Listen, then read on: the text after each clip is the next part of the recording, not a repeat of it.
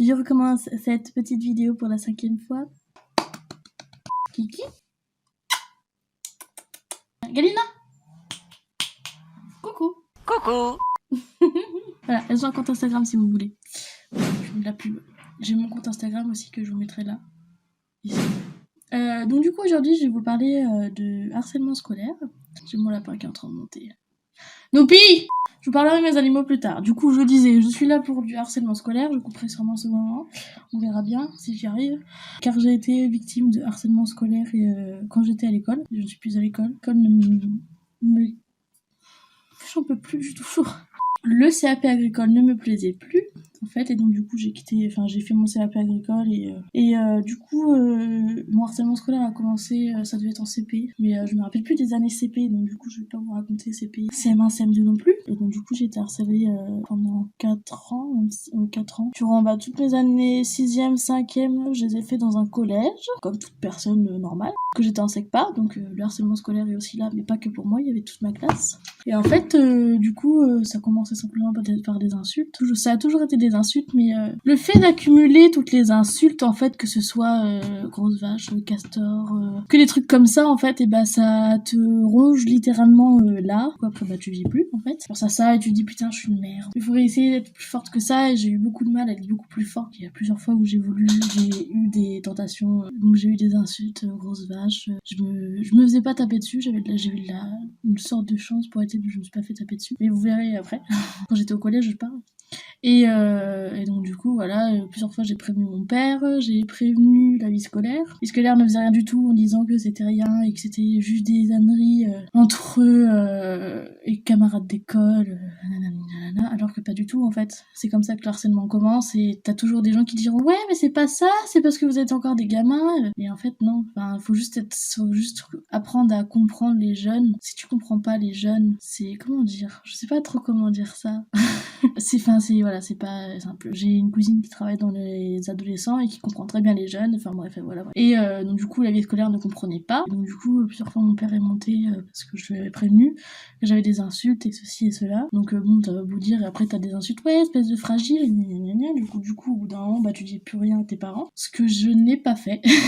Mais il y a beaucoup de personnes qui l'ont fait, en fait, et il faut pas. Tout simplement, faut en parler, il faut continuer à en parler, il faut toujours en parler, même si c'est très compliqué. Parlez-en, tout simplement. Parlez-en, tout simplement. Il y a des numéros de téléphone pour ça, enfin, il y a un numéro de téléphone pour le harcèlement scolaire, ou harcèlement normal, sexuel, moral. Et donc, du coup, voilà, il y a des numéros, je vous mettrai ça en barre d'infos. Et donc, du coup, voilà pour mes années collège, en gros. Bah, au début, ça me plaisait bien et tout ça, et voilà, ça se passait bien au début, et c'est vrai que, au fur et à mesure du temps, c'est pareil, le harcèlement scolaire est revenu. Du coup, ça se passait tout de suite moins bien.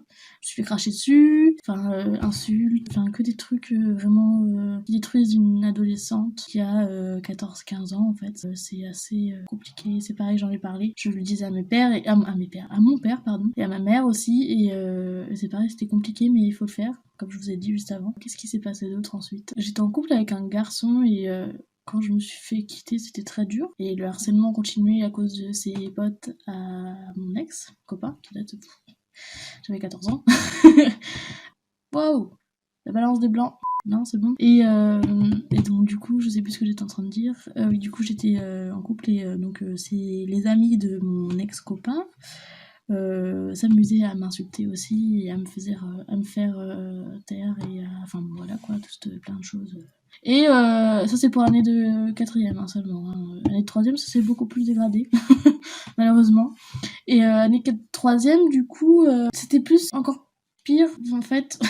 Et parce que j'étais chez moi, j'avais des insultes à cause des réseaux sociaux. Quand j'étais dans la cour de récré, j'avais des insultes. Pendant une semaine, je n'ai pas été en cours parce que un seul mec de ma classe avait réuni plein de personnes, enfin toute ma classe en fait. Et donc du coup, j'ai pas été en cours. Je me suis tapé des crises d'eczéma.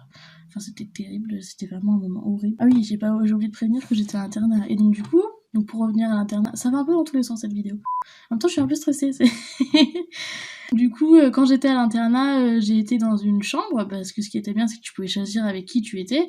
Parce que j'étais avec des personnes avec qui je m'entendais bien à la base, sauf qu'il y a d'autres personnes qui pouvaient, enfin d'autres filles qui pouvaient venir dans notre chambre. Ces autres filles se sont amusées à mettre du dentifrice dans mes poches et dans mes manches de manteau, du shampoing. Donc comment dire que c'est pas très agréable, surtout qu'il pleuvait et qu'il faisait un temps de merde. Et donc du coup voilà, heureusement qu'on était, je crois que c'était un mardi ou un mercredi. Et donc du coup j'ai changé de chambre et au final je me suis bien entendue avec les personnes qui étaient dans la chambre et donc du coup bah voilà, on a toujours des contacts. Je crois que c'est un peu tout. Peut-être que je referai une vidéo en parlant de ça, moins stressée et en ayant peut-être plus l'habitude parce que là ça va vraiment un peu dans tous les sens. Mais en fait je voulais me vider parce que ça fait du bien d'en parler et pas forcément d'en parler aux personnes de ton entourage.